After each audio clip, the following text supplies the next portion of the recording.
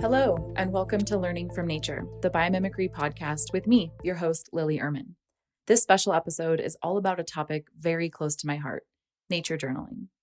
I have been taking a journal outside to record my thoughts and observations since I did field quarter as an undergraduate. It's a practice that calms me, grounds me, and brings me so much joy. I am joined today by Muir Laws, the principal leader and innovator of a worldwide nature journaling movement. John is a scientist, educator, and author who helps people forge a deeper and more personal connection with nature through keeping illustrated nature journals and understanding science. His work intersects science, art, and mindfulness. Trained as a wildlife biologist and an associate of the California Academy of Sciences, he observes the world with rigorous attention. He looks for mysteries, plays with ideas, and seeks connection in all he sees. Attention, observation, curiosity, and creative thinking are not gifts, but skills that grow with training and deliberate practice.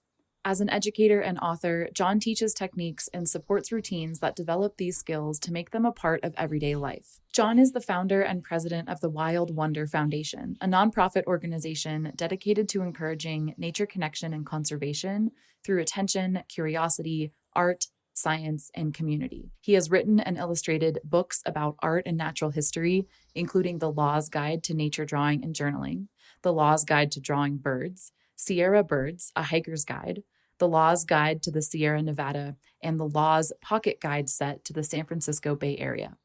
He is a regular contributor to Bay Nature magazine with his Naturalist Notebook column.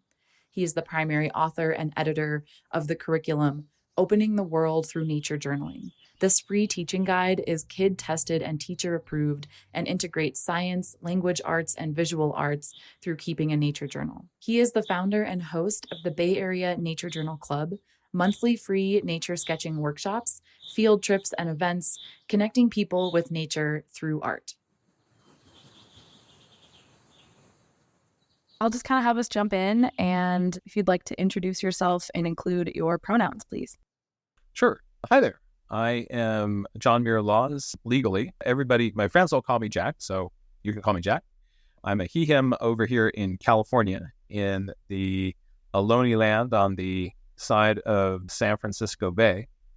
And I am a wildlife biologist, scientist, artist, and I bring those things together by keeping a nature journal, keeping a naturalist's notebook of all my observations. Actually, just a few minutes ago, I was adding some notes about observations of Comet A2 that we saw last night.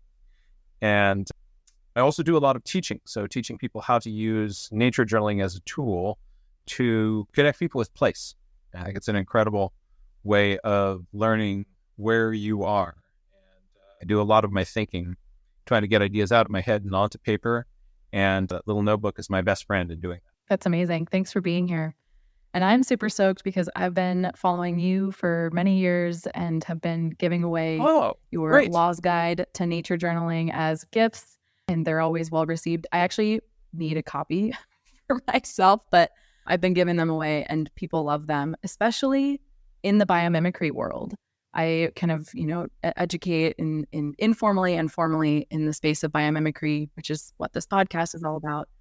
And nature journaling is a powerful tool for that as well, which we'll get into a little later. But I really love it. And I want to know how you fell in love with nature journaling. I guess my first love was nature. I was a run around in the woods kid, even though I was living in the middle of San Francisco. Lived right next to a wild space and had adjacencies to urban wild spaces. And nature is what really kind of helped me keep my sanity. Both of my parents were naturalists. My dad was more of a bird watcher and my mom a botanist. So a big part of our family adventures was running around in the forest and sort of making sense of the world around us. I encountered nature journaling on a family trip with my mom. One of her friends had a nature journal with her. And her friend Mila was running around in the forest drawing all the wildflowers that she saw. And my mom noticed that everywhere that Neela went, I was her little shadow. She'd sit down and draw a flower. I'd sit down next to her and watch with absolutely rapt fascination. And she thought to herself, here's my ADHD, can't sit still, dyslexic kid. And he's absolutely stuck on what Neela is up to. So the next time we went out on a family adventure, she said, "Hey, honey, I've got something here in the car for you." Went around to the back of her old Plymouth Valiant. She opened up the back, and there was exactly the same kind of sketchbook and exactly the same kind of pencils that Neela was using. She said, "Go for it." And I did. And that started me on a lifetime of nature journaling. I've got a closet filled with nature journals behind me. All of these adventures and discoveries and questions and investigations that I've done, they're all recorded in those journals. I love that. And I also keep a nature journal. I'm probably not as consistent, but it is something that brings me a lot of joy. And it's something I recommend to anybody who wants to, be curious about our world and learn more, both in the biomimicry space, but also, just in that grounding, reconnecting to nature, getting those well-being, the mental health benefits of being outside, and recording it and being able to return to it is a really powerful thing. Don't feel guilt about not being consistent about it. Good. I'm teaching everybody how to do this nature journaling. There are times that the dust starts to settle on my nature journal, and we're such creatures of habit. When we start doing it on a regular basis, we're doing it all the time, and then you get out of that habit, and it's hard to get yourself back into it, even though you know that this routine is so essential for the way you think, meaning we follow whatever it is that we did yesterday, we tend to do today. Mm-hmm. Yeah, and that actually reminds me too, I have this kind of approach in my brain where I need to be somewhere spectacular to nature journal. I need to be on a trip. I need to be hiking in a cool mountain range. And that's not the case. And I drill that into my students to go out in New York City and nature journal and observe what's surviving, the weeds and the sidewalk cracks. But then sometimes I have a hard time practicing what I preach. So I guess this is a good kind of question for you is, what does nature mean to you? And how do you kind of go out and observe even when you're not in spectacular places? There's nothing wrong with going out into spectacular places, but there is an equal amount of wonder and mystery and awe that you can find in the grocery store. The stuff that is sitting in your pantry, the spider that has shed its skin next to your window. These sort of common everyday things are absolutely fascinating. And what we need to do is learn how to look at those in ways that help us see the wonder in all of those very common things. They're around us all the time. These, what Mary Oliver calls the daily presentations. And what we need to do is learn, how do you look at those with new eyes? If you can train yourself to do that, then when you go to one of these spectacular places, you are, not only are you experiencing all these sort of new phenomena, but you have a brain that you've honed to find beauty and wonder in a tomato, and to find awe in a banana. Mm-hmm. And then you bring that to these places and your mind is just on overload. But the ability to pay attention, to ask questions, and to make connections with things, those are skills, and we got to practice them. And if you only practice them when there is a cheetah eating a gazelle in front of you, then it's not going to work out very well for you, because then when you are in front of that cheetah with a gazelle, your brain doesn't have the routines to make the most of that moment. So you develop those routines just with the common, ordinary things. And it can be your daughter's stuffed animal, right? And I study the stuffed animal, and I can see the wear points on it where the snuggles happen the most. It becomes this fascinating little phenomenon. What can I learn about the way that my daughter snuggles her stuffy by looking at this little piece of evidence? I guess I would define nature not as things that are not a part of the human world, because I consider myself part of nature. Nature is the world that we can observe. Nature is the world that we can learn about from our own observations and inferences. And that is infinitely fascinating and wonderful. when we look at the spaces of what normally when people talk about nature, they're talking about sort of these non-human elements. When we're looking at organisms that have I just refilled the hummingbird feeders and I've got my first visitor. Oh, There's a little blurry wing moment outside my window and it's just lovely. I love that. I get equally distracted. We have neighborhood Swainson hawks that fly around, and I'll be in the middle of a meeting. I'll be like, oh my God, a Swainson hawk, because it'll land like 50 feet away from my window. It's so cool. And we get sort of naturalist whiplash. Like, I'm sorry, what were you saying about ADD? Yeah, exactly. But this natural world is things that have evolved, and the complexity of that is just mind-blowing, absolutely mind-blowing. And so let's what can we learn from that? Yeah. So I would say, start with whatever is at hand here. If I look around and I say to myself, like, well, I need some natural phenomenon. I'm looking around on my desk, and right now it's devoid of natural phenomenon. But here's a piece of cloth, and if I drop it, I can study what are the ways that this kind of cloth drapes and folds. There's something to be learned there from that phenomenon. I can learn about taking other non-natural things. There's a little fox that my daughter made out of Sculpey. What can I learn about her understanding of animal physiology from looking at this? There's something to be learned everywhere we turn. The world around us is filled with fascinating phenomena, but most of us, again, we're waiting for the cheetah and the gazelle. Mm-hmm. Yeah, I think that's a really powerful perspective, especially as we try to repair our relationship with nature and that reciprocity, that connection. I feel like a lot of us live our day-to-day lives pretty disconnected from the natural world, in buildings, staring at screens, whatever that means for different people. And nature journaling, even if it's inside at the beginning, and what can you see out your window, what's immediately around you, we begin to change our perspective on nature and us, rather than us being distant, being separate from, being able to extract from.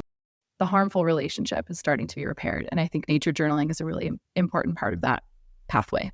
I think so too, because it's fundamental to the process is paying attention. And when you pay attention to anything, that's how we build relationships. The process of attention is the act of love. Mm-hmm. And you build those relationships through that deliberate attention.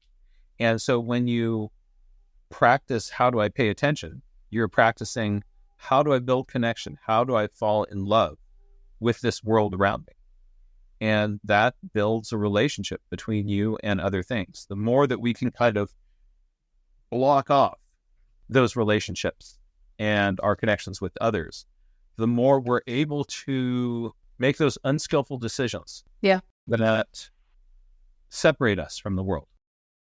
Yeah. You mentioned Mary Oliver earlier, and my life motto is her quote or poem, "Pay attention, be astonished, tell about it." I think that's some good instruction. Instructions for living a life. Yes. This 3-line brilliant. And she didn't need to make that poem any longer. It just you hit that and you're like, yeah, yep. There. Yeah, and Annie Dillard is an incredible author that also talks about falling in love through, the process of paying attention. Tom Fleischner, who runs the Natural History Institute, talks a lot about falling in love and natural history as a practice for falling in love. And I think that's all really relevant. As far as nature journaling goes, I think a lot of people have this mindset that they need to be an artist. So my question for you is, do you have to be an artist, or do you have to be good at art, good at drawing to have a nature journal? So one of the easiest ways to think about that for me is that's usually asked by somebody who's comfortable writing. I'm dyslexic. When I pick up my pen and describe the world around me with words, somebody recently pointed out to me on a page of one of my nature journals, I had spelled the same word 3 different ways. And I'm okay with that. I guess it was the word column. I had spelled column 3 ways. And if I had sat there and said to myself, you know what, I'm not going to write. I don't know how to spell column, so I can't use that word, right? Or I'm going to write big posty thing. That fear of not being able to spell column would impair my ability to think using writing. And so if I I don't know how to spell that, block me from using those words, my ability to use the journal to fall in love with the world around me just got a little bit weaker. Mm-hmm. And so too with drawing a picture. If you're thinking to yourself, the purpose of the journal is not to practice my spelling. It's okay that column is spelled 5 ways, as long as that process helps me pay attention or wonder more deeply, connect more deeply, or to make a connection, to see a relationship between things that I hadn't noticed before, then that page is useful. And so too with the drawing. It's not about the drawing. It's about the thinking that happens when you do that. It's about using the journal in a way that would open up doors to your attention, curiosity, or creative thinking that you otherwise would not have made. The part of your brain that is involved with drawing pictures is different than the part of your brain that is involved with using words, is different than the part of your brain that is involved in calculating. And so if you only use one of these systems, you are limiting yourself in the diversity of thought that you could have. You're limiting yourself to not be able to have another way to think about the same thing. If I think just let's kind of jump back to, again, most people who are saying that, they're saying that because they're comfortable with writing. So let's use writing as more of the analogy. Mm-hmm. The way that you will think if you are mind mapping is different than the way you will think if you're making a bullet point list, is different than the way you are writing when you write in paragraphs. And that's different than the way that you write when you do haiku. And that's different than the way that you would write if you did iambic pentameter. Each one of those, and you think differently if you were, say, making an outline of ideas. Each one of those ways of writing is an invitation to think differently. So too with drawing. The way you will think if you're making a map is different than the way you would think if you're making a cross-section, is different from the way that you would think if you're making an exploded diagram, is different than the way you are thinking if you're making a little sort of sketch of a scene, is different than the way you are thinking if you're making a portrait. So all of those strategies get your brain to take the same phenomenon and experience it from a different angle. And similarly, if you started counting, measuring, quantifying what you're seeing there, your brain is going to wrap around this phenomenon in an even different way. Mm-hmm. And so if you just said, I'm only going to journal in bullet point lists, I think you would be really selling yourself short. And so too, if you said, I'm only going to use words, or only going to use numbers, or only going to use pictures, why do that to yourself when you've got all this beautiful smorgasbord in front of you that engaging with these different ways of recording changes the way that you think? Oh, Yep. That's useful. Mm-hmm. Yeah. Are you excited about the potential of biomimicry and want to begin your own journey in this field? Enroll in the Biomimicry Practitioner Program and kickstart a nature-inspired future. Use my code LEARNINGFROMNATURE, that's all one word with no spaces, to save $300 when you sign up for the full practitioner program. Just head over to www.learnbiomimicry.com/learningfromnature.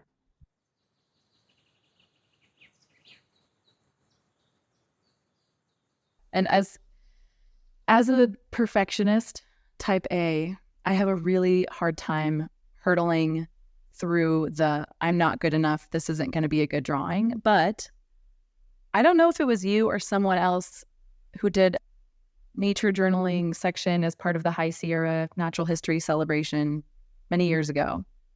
But I did a workshop there, and it was a quick 1-minute drawing, 5-minute drawing, 10-minute drawing, different drawings every time.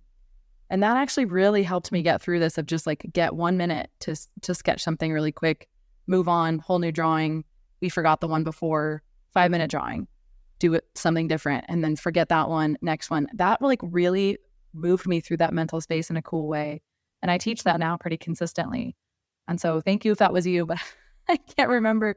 Somebody in the natural history space did that, and it really helped me. That's a really good exercise. And something that I really like about it is that we often think of, I'm going to draw something, and then people will sit down and think that they need to be there pointing towards some object for the next hour and a half until the drawing is somehow done. Try drawing birds that way. Yeah. Good luck. Having different strategies of how you can think visually on the paper is really, really useful. For people whose sense of what it is that I need to make a perfect shaded portrait of something. And that's what a drawing looks like. I would say let's get out of our head the idea of what you're supposed to be doing is also drawing in your journal. I'd say it's a more useful way of framing it is to use visual images to also record information and to think and explore ideas. Because when we kind of start thinking about the drawing, then very often all these judging ideas come in, and we've got ideas about what a drawing is or isn't, or what is a good drawing. Forget good drawing and move into useful images. And that you can do in 1 minute. Yeah. And that's what I love about your Laws Guide for Nature Journaling too. You break down kind of how to start this in a way that makes a lot of sense. But if we're going to back up really quick, how can someone who has never done any of this, who has no experience with nature journaling, who wants to get into it, how can someone begin that journey? What do they need? I'd say the first thing is a desire to open up the world more to themselves. And you don't need to be an artist. You don't need to be a naturalist. You don't need any of those things. But you do want the desire to give yourself the opportunity to let more of this world into your mind and into your heart. If you've got that, then think of the journal as a tool in service of that. And any marks that you make on that page, be they words or pictures or numbers, if they help you notice something that you otherwise wouldn't have seen, remember it more vividly, ask deeper questions, or make connections, then that journal page is successful, independent of whether or not there's prose like Mary Oliver, or if there's a Winslow Homer painting that has been created on it. You don't need that. In order for it to be useful, it helped you just be present and notice something deeper about the world around you. It helps you be able to handle the complexity, more complexity in this world. The research on our brains is that we can handle about 7 ideas inside our electric meat at a time, plus or minus 2. And when we get up to that limit, our brains just start kicking out some things to let others in. Your piece of paper isn't limited that way. You can put all these different things down, then you can look down at that paper, and then you see the complexity because all those pieces are now looking back at you in a way that you can't if you're actually just looking at the phenomenon. But if you notice this and this and this and this and this and this and this and this, you put them down on the paper, now you can start to see these relationships in front of you. So to understand that the process is independent of the product, and the process is what we want to be embedded. That mindset, I think, is your number one most effective thing. Mm-hmm. Then what I would suggest that people do is just to start where they are. Get yourself a notebook that is as big as you will regularly bring with you. So I have a variety of sizes of notebooks right here around. I've got little ones that I can fit in my pocket. I have medium-sized ones that I can easily bring to a meeting. I've got larger ones that I bring with me when I'm having an adventure out in the field. So all of these notebooks, and I've got them everywhere. They're in my car. They're in my pocket. And I do get all my thinking out of my head and onto the paper. And the world just becomes so much more interesting. Yeah.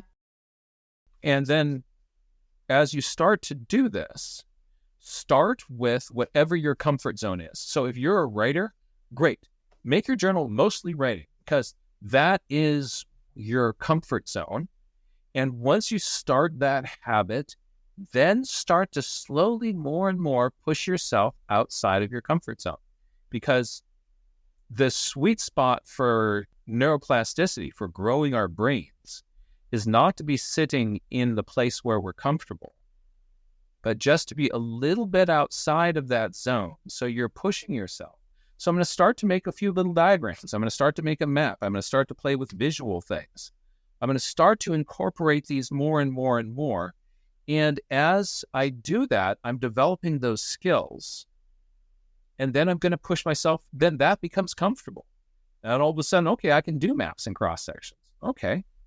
Now I'm going to maybe try to do tracings of leaves, and I'm going to play with that. Then I'm going to diagram on the tops of those tracings, whatever else I notice. Give yourself little steps that slowly build skills. But be aware that what you are intending to do, that your intention here is to progressively, continuously push yourself outside of your comfort zone as your comfort zone grows. And then it's not scary. And then also what's going to happen is you'll be doing this for a while, and then you'll get out of the routine and you will stop it for a while. And you might feel like, oh, I started that whole nature journaling thing, and then I just kind of gave up on it, haven't done it so I guess that's not for me. Put it in the back of the closet. And everybody kind of gets out of routines. It's sort of like if you've got you or maybe a friend of yours that go on a diet, and then all of a sudden they find themselves in a really good taqueria, and the super burrito with green chicken is calling them, and they sit there and they have a whole super burrito. They didn't even cut it in half and save half for later. No, eat that whole super burrito, and then they say, "Oh, I went off of my routine," or if I'm trying to stop drinking alcohol, I stop, and then I went to that party and I had a drink. Oh no, now I'm off the wagon. And so forget it. I failed. Give me another. Well, when we find that we haven't been nature journaling for a while, or we had that super burrito, just give yourself permission to start again. It's okay. Nobody's watching.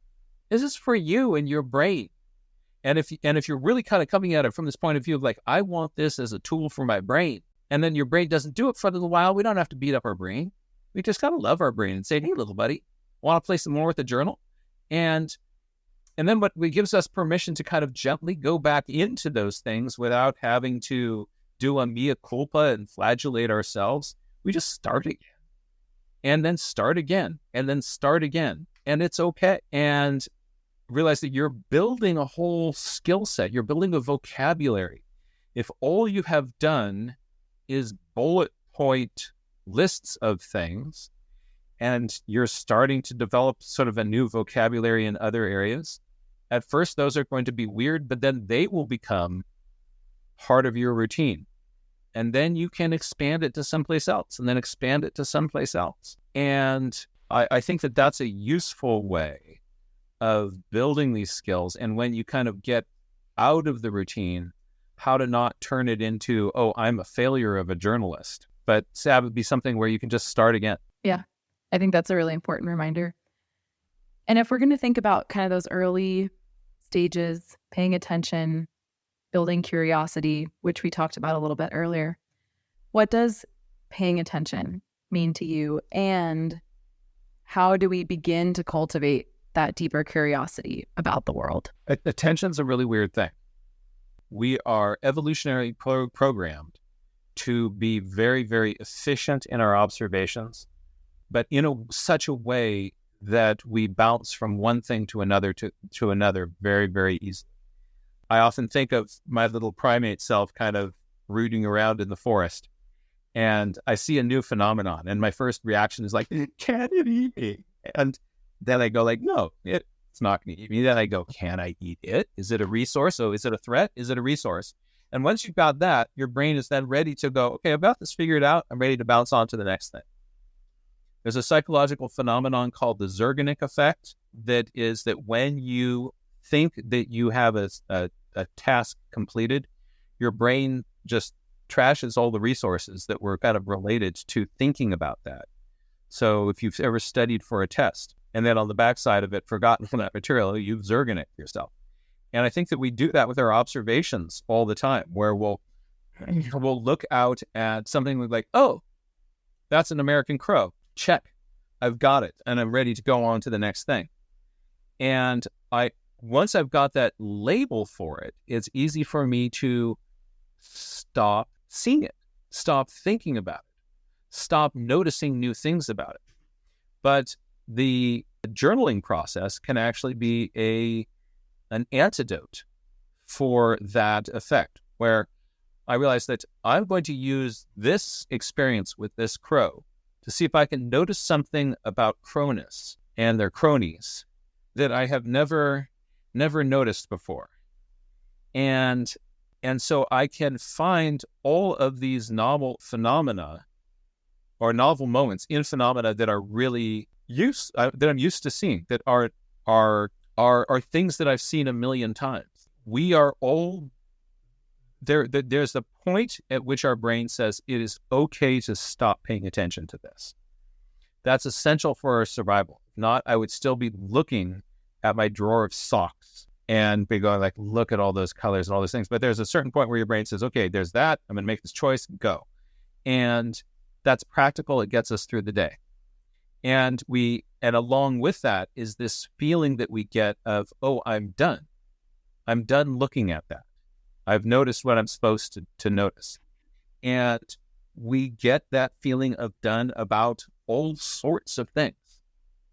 But done has nothing to do with making observations.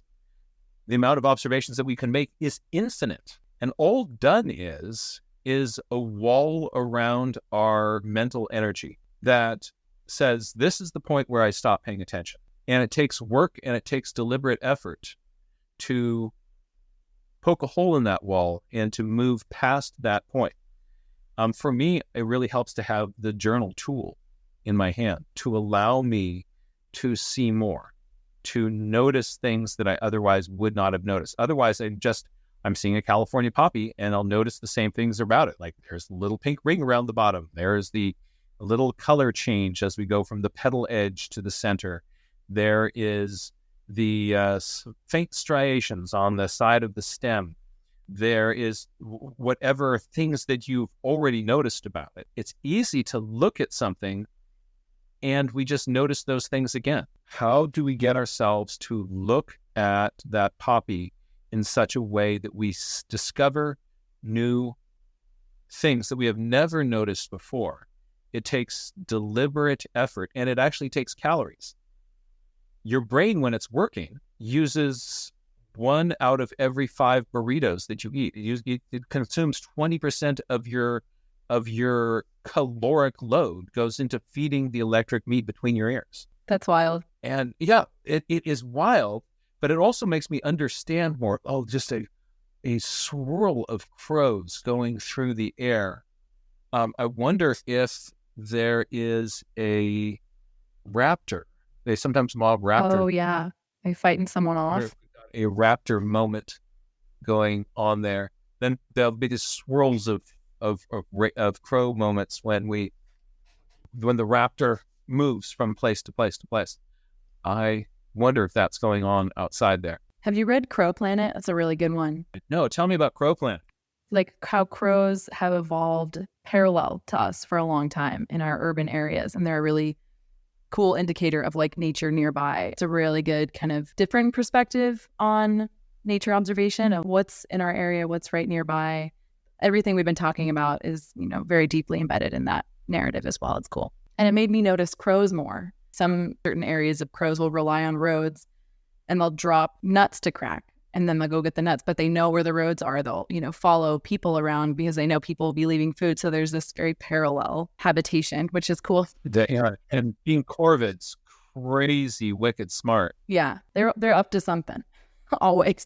They're up to. There's a little conspiracy going on in the liquid amber across the way here. Yeah. There's something is afoot. Yep. But just to kind of round out our previous little thoughts there, it is through a deliberate act of attention that we can pierce that veil. And the infinite wonder and beauty of the world is waiting just on the other side of the point where we usually stop paying attention. Yeah. It's going to take work and energy to pierce that veil. But if you do, there are wonders to be met there. And then some way on the other side of that, you will again get the feeling of being done. But that feeling of being done is just as much an illusion as the first curtain that you drew back. And the world is infinite around us if we let it be. Yeah. And especially in the era where we can look anything up and get instant answers, that instant gratification. I think nature journaling is an anecdote to that as well, of inhabiting the space in our brains between not knowing and knowing, the growth opportunity there, right? The inquiry, the curiosity, that's, all such crucial skills. And this is a perfect segue to my next question, which is, why is nature journaling important in the world, especially today? Yeah, isn't it strange? Here is this old analog system. I think that several things are important. And then there's the synergistic effect of all those together. So one, nature. Oh, do we ever need that? There's a huge body of evidence now about the impact that being in nature has, just being able to sit. If I'm in a hospital room and my window looks out on a wall, I need more pain medication and I'm more rude to the staff than the person down the hall whose room looks out on a tree. And that person will have better outcomes and be out of the hospital sooner and be happier. Isn't that strange? And all these conditions that we're medicating our kids for, our kids kind of get out there in nature and they're okay. All these things that we thought were deficits are just sort of part of being a kid in the woods. And the woods, when we get out there, it changes the way we act towards each other and changes who we are. The Children in Nature Network has a wonderful set of resources to help people understand what the research says about us on nature. Richard Live's vitamin N and all these sorts of things are great resources to think of, like why we need nature, and we certainly do. When we are in the presence of nature, if we're not paying attention, we're not able to get as much of those benefits. So anything that can help us pay attention when we are there with nature, that's great.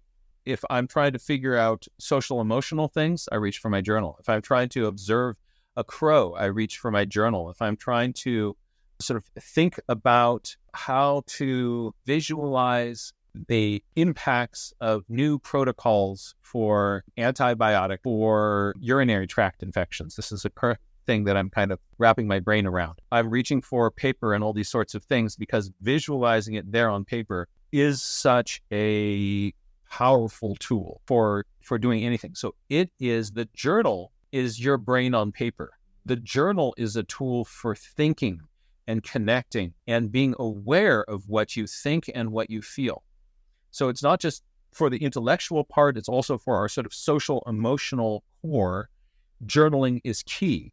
People who keep a diary are more emotionally intelligent than people who aren't. One of the things that psychologists do, if we want to improve somebody's sense of empathy, understanding, and emotional intelligence, we get them to journal and understand themselves, and then that helps them be able to relate to other people. So it is, as a thinking tool, the journal is incredibly powerful. It also helps you connect yourself with your past. So this record of all of this stuff, our memories are not tools for recording the past. Your memory is a tool for serving up to you a version of the past that presents you as either a noble hero or a hapless victim in the face of ne'er-do-wells, it is a terrible tool for actually recording what happened. And so if we're, say, as a scientist, if we're trying to learn from evidence, but our memory of what that evidence is shifting sands, then the generalizations that we make are only as good as those memories. But your journal entries are a record of your thinkings, your feelings, and they kind of give you an anchor so that our terrible human memory has some air bars that it's not going to get outside of. That's really useful. Yeah. As a thinking tool, absolutely incredible. So then we take this thing that is journaling, this thing that is nature, and this is a kind of a you got your chocolate in my peanut butter moment. These two great tastes together again.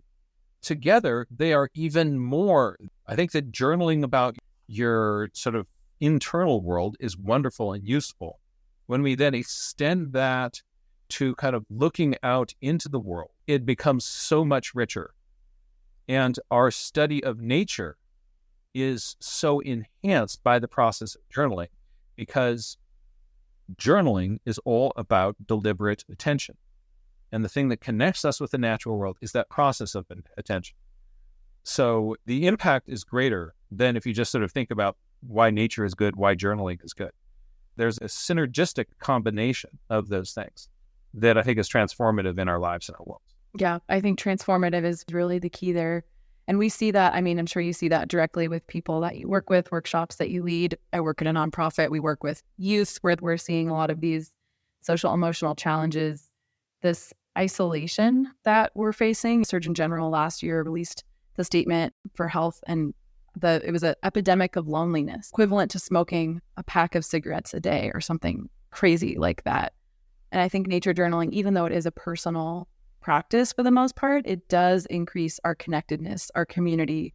We start to see those relationships. Maybe we build a community, a relationship around it, seek out others who do it.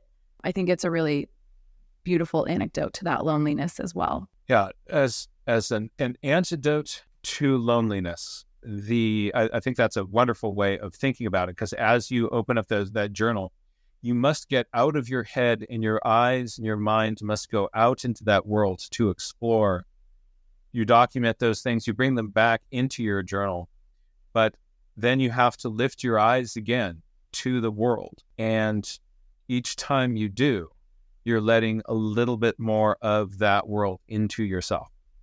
So it's an exercise that keeps you again and again looking up and looking out. Yeah, I think that's beautiful. Speaking of looking up and looking out, I would love to hear about one of your favorite, maybe most memorable encounters while you're nature journaling, or just moments of nature journaling that brought you a lot of joy. I don't think I could think of one thing that is the peak experience, because first of all, all those experiences are so different. And it's not like, what is the most rare animal that you've seen, or the one that got the closest to you, or the coolest behavior that you saw.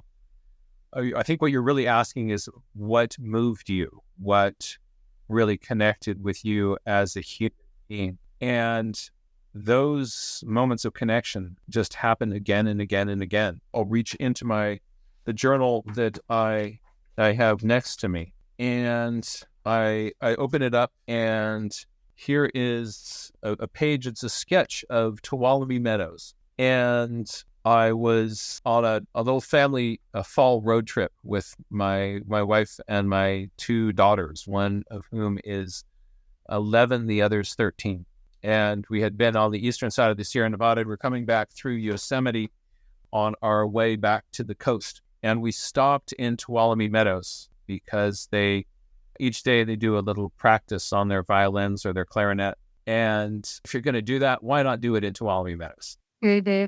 And as they did, I went out, sat on a rock, and I looked out at this landscape and drew and wrote about that experience and what that meant to me. And as I did, all sorts of emotions and things flowed through me because of that time of deliberate attention. We could have just been in a car driven through the valley. But we stopped. There's music coming through the forest behind me, and I'm looking out at this landscape that I had explored also as a child with my parents. And I wrote, Tuolumne Meadows, October 11th. Still morning in this place. My parents loved and fell in love again and again. Now I sit here in bright sunlight. From the trees nearby, the sound of Carolyn and her clarinet. My empirical homunculus whispers that no place is more home than any other,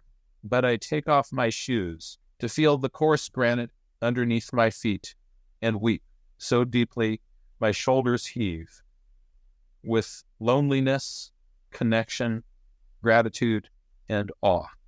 By opening the pages of my journal in the presence of nature, I was able to connect with this world around me and within me. And it was the process of the journaling in combination with that place that made all of those threads come together and enriched my life. This is just not the most important, not the most meaningful. This is just what happened on October 11th. And the more that I make myself accessible to moments like this, the richer my world is by these moments of insight in, as Billy Collins says, sort of minted in the kingdom that we pace through every day. Thank you for sharing that. That was a beautiful entry. I want to kind of wrap up here with a question that I love to ask everybody. And it's my favorite question to ask. And I think I've heard bits of it since we've started our conversation. But what is giving you hope right now? Something that gives me great hope is what I see when we come together in community. The kindness that I see, the intentionality, the generosity. In my nature journaling practice, something that I try to, and the ethos that I try to instill in the growing nature journaling community is this fundamental idea of kindness and why that's so important. It's something that I teach to my daughters every day. Either one of them were here, and I asked them, what is the most important thing? They would tell you kindness. And I see that reflected in so many ways from people who are connecting with this community around nature journaling. We've decided to make sort of an intentional community that values that kindness and generosity, really brings that forward with intention. And we've been able to make that in this little enclave of people who are nature journaling together and sharing that with each other. But then seeing that it's possible here motivates us to then spread that out and to extend that into all sorts of other parts of our lives. As I get older, I find more and more that this value is what motivates me. And I believe that acts of kindness are also contagious, and that as we intentionally spread that, we often don't see all the ripples from that. But I believe that we are capable of so much more, and I see that in people all around me all the time. So I'm intentionally looking for, where am I seeing kindness in the world? And the more that I'm looking for it, I'm seeing it. I'm also seeing the impact on challenging situations, the impact that comes from dedicated devotional work. I just came from the eastern side of the Sierra Nevada, from Mono Lake. And when I was a kid, Mono Lake was being sucked dry by aqueducts that had been strung from the lake down to the southern part of my state. And through deliberate action, at first on the part of one person and then into a community, that was changed. So now when I go to Mono Lake with my family, there's water in the lake all the way up around the islands where the birds nest. It's a higher water level than when I was a kid. And it is just it is thriving with life there because of the deliberate actions of people who care. And this reminds me, every time I look out across that lake, like, this is what we're capable of. We're capable of making really good decisions against difficult obstacles. And when I was a kid, everybody had these Save Mono Lake bumper stickers. And you don't see those anymore. Now they say long live Mono. We can make a difference. And we do make a difference. And we want to recognize when we do. And I have seen my species, in spite of our silliness and foibles, make again and again really good decisions. I think that we're capable of doing that. So seeing the waters of Mono Lake, that gives me hope. Seeing the kindness within other people who don't have to do that, that helps me realize just sort of how much more we can be, and makes me want to rise to meet that. And then I also want to give you some airtime here just to share, if there's anything you want to share about how folks can get involved with Wild Wonder Foundation or any of these community-based events that you spoke of, if they do want to really get into this and build a network for it. Absolutely. We started a nonprofit organization to help each other in this process of using journaling to connect more deeply with the world. The organization is called the Wild Wonder Foundation. You can find them at wildwonder.org. And if you go there, you will find a community calendar filled with events, some free, some fee-based, some virtual, some in-person, all over the world, of opportunities to kind of go journaling with other people. You can also find nature journal clubs that are forming. They're just popping up all over this country. People are going and celebrating this world together through the pages of our journal. And it's wonderful when you do journaling with other people. You learn so much faster because there's how you encountered a place, and then you look at somebody else's journaling. Wow, oh, that's a wonderful idea. I want to try that myself. And it's joyful. It's fun. There's a lot of humor and love that is kind of going into forming this community. And it's based around these sort of ideas of kindness. It's so nice to be around a place where people are being kind to each other. It makes you, again, I see, the more I see that, I like, all right, I want this feeling everywhere in my life. Mm-hmm. Why don't we do that? It inspires me to be a better person, and it helps me be able to do that. So lots of resources there, wildwonder.org. I also have a website where every week I'm teaching free classes online. If you go to johnmuirlaws.com, you can find those classes. You can also find thousands of hours of resources and materials on how to do nature journaling that I've been creating over years. And it's available for free. So there's no paywall on that site. And just come on over, get some inspiration, get your nature journaling on. We also have resources for teachers, teacher certification and training on what we found so far seem to be best practices and how do we get our nature journaling on. And you can find some of those resources there on johnmuirlaws.com, others on the Wild Wonder site. There's lots of different ways to get involved with it.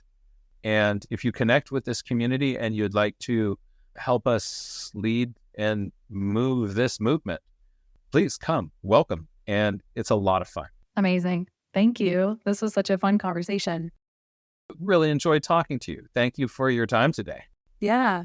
And I also just want to say that I love Mono Lake. I was one of the lucky few who were able to do the UC Santa Cruz Natural History Field Quarter. I don't know if you're familiar with Ken Norris and that whole group, but totally transformative. And the eastern side, South Fork, Eel River, all of it was such an important time in my life. And that's where I started nature journaling. I have my early nature journal days of me trying to figure out how to draw things, but it was such a moment for me.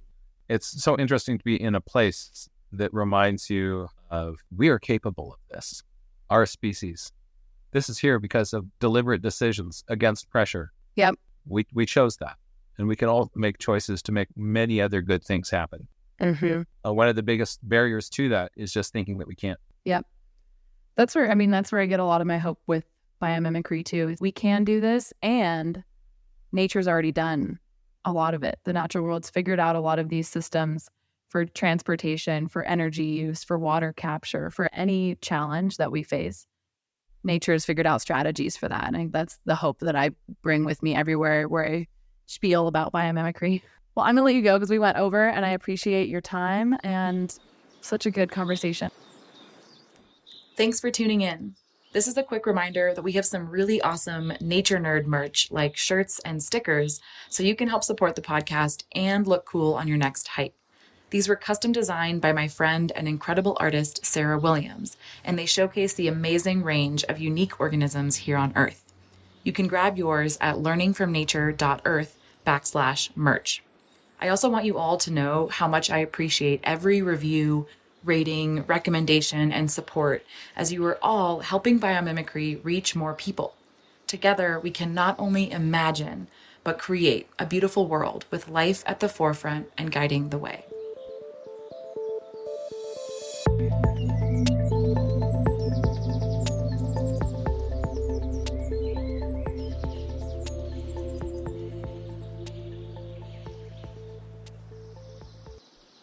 This episode was brought to you by Learn Biomimicry.